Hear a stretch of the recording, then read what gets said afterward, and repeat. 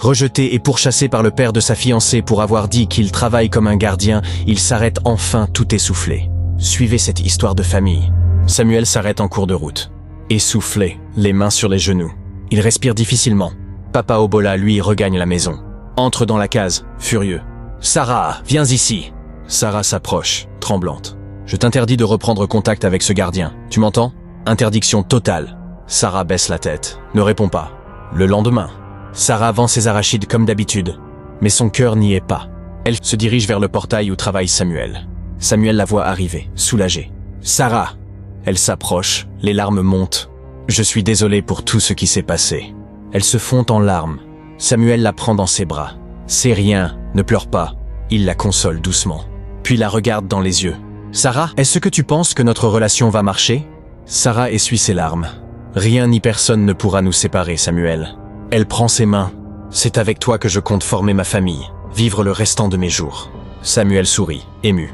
Les jours suivants, leur relation devient encore meilleure, plus forte que jamais. Pendant les heures de pause de Samuel, Sarah finit vite sa vente. Le rejoint. Ils laissent la bassine d'arachides, partent faire des balades ensemble, contemplent le paysage, explorent la nature, visitent les chutes du village. Ils parlent de leur futur, de leurs projets.